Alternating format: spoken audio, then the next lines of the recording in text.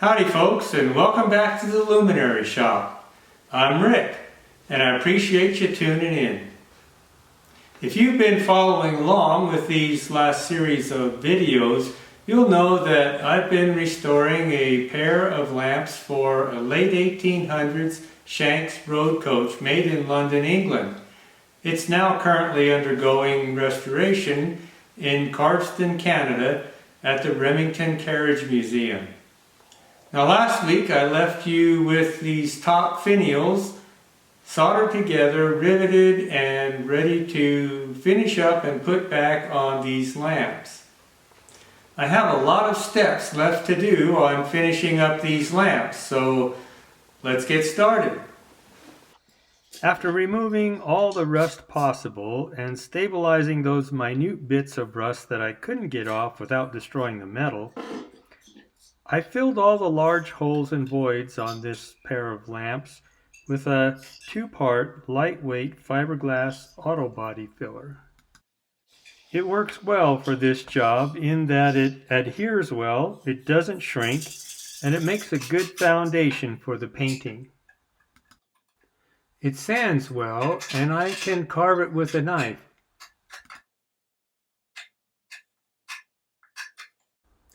I use a red lacquer putty to fill in the minor imperfections in the metal. It works well when there are no major holes or voids. Here I am just surfacing up the doors a little bit before I solder them onto the lamps. They're just easier to work on that way. I'm going to replace the bezels on this glass. The originals were made out of steel and it was completely corroded away. This new product is made of brass and it's available in several different sizes and configurations. It's called cane.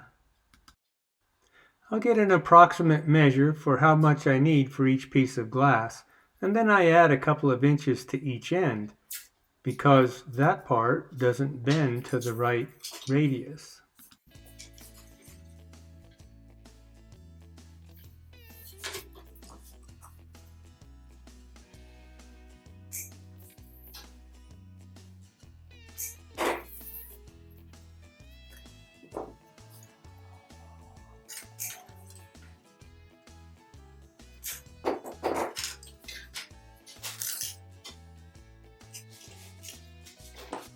I use a simple device called a cane curler to turn each piece into the proper radius that I need to go around the circular glass.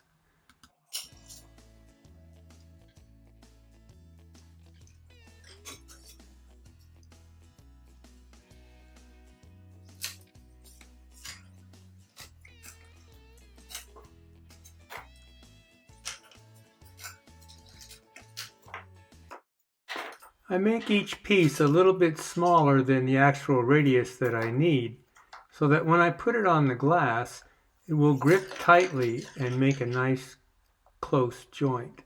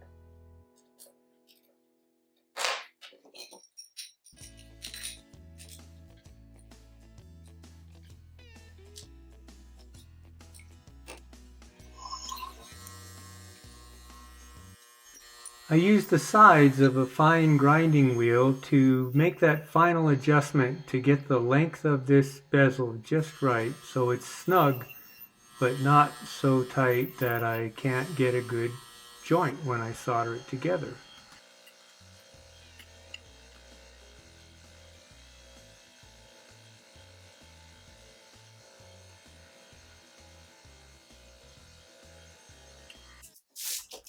For straight-sided glass, I simply put a 90-degree notch in both the top and bottom leg of the cane. It has to be positioned just so that when it's all bent around the glass, it fits snugly enough that the glass can't rattle when I actually solder it onto the lamp.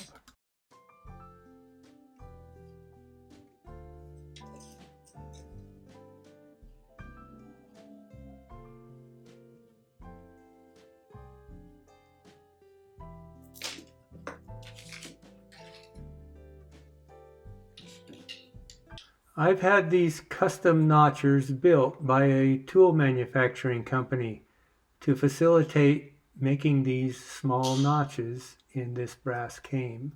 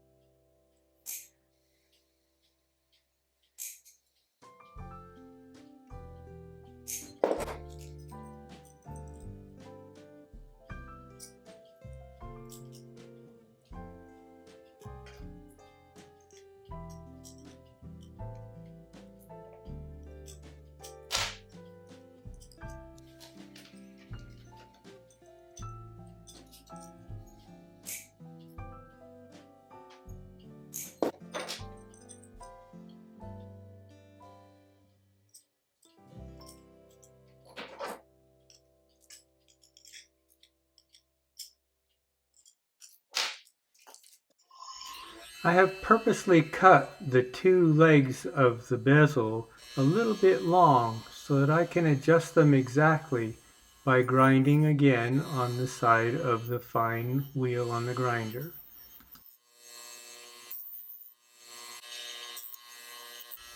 By cutting those two legs and grinding them down to just the right length, the joint is almost invisible.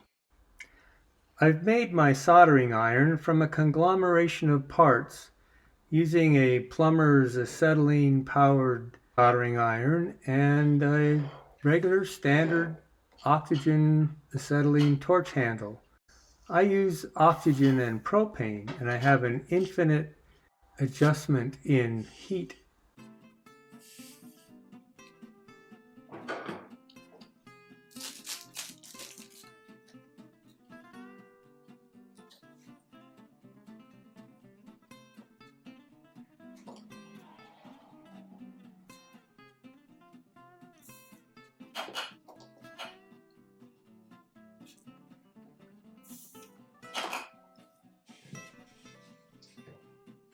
The interior front reflector slides into two channels on the floor of the lamp.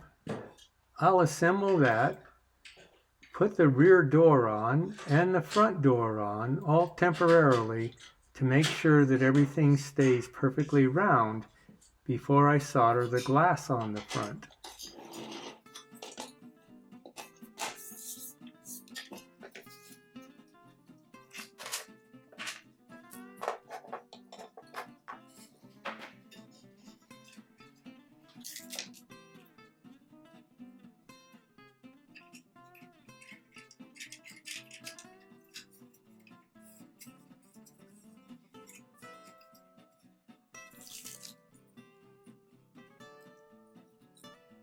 I mark the solder joint in the bezel to make sure that I place it at bottom dead center when I solder this glass onto the front door.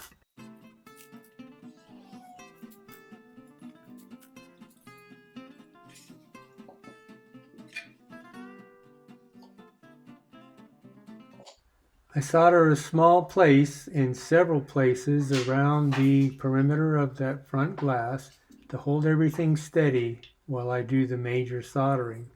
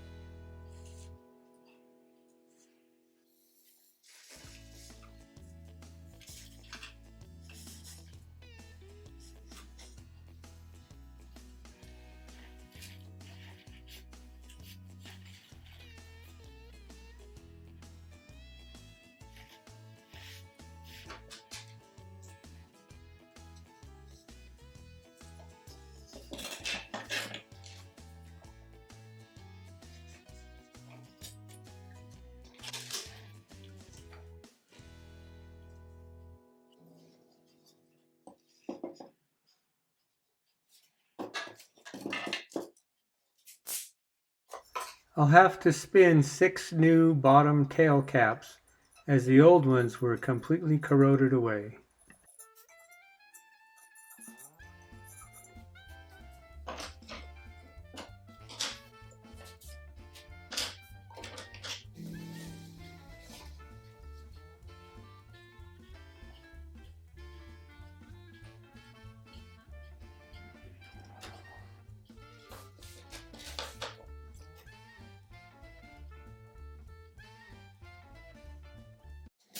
This spinning chuck is fabricated from a commercially available chuck that I bought several years ago and had threaded and tapped to fit my lathe.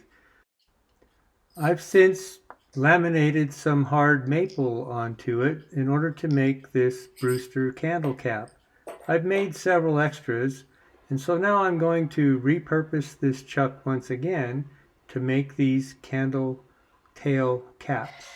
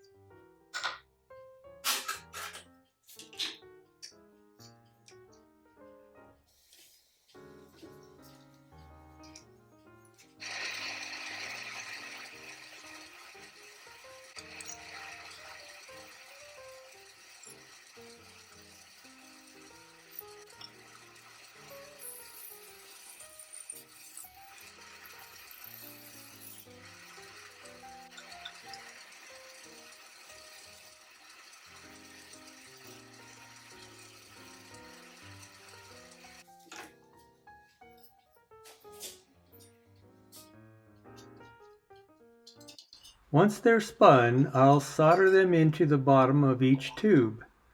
These tubes are permanently sealed and non-removable, which will give a little hint as to why the top of the lamps opens.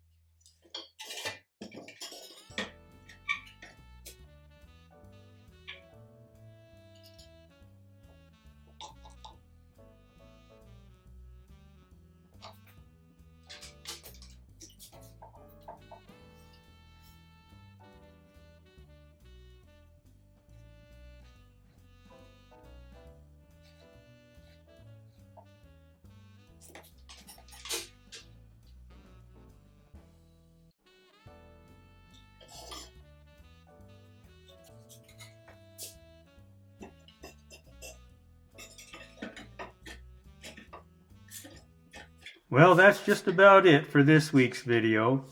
In next week's video, we'll have them all put together, painted, and trimmed out. And then we'll get to see what 3 candle power lamps look like, all lit up. As always, thanks for watching.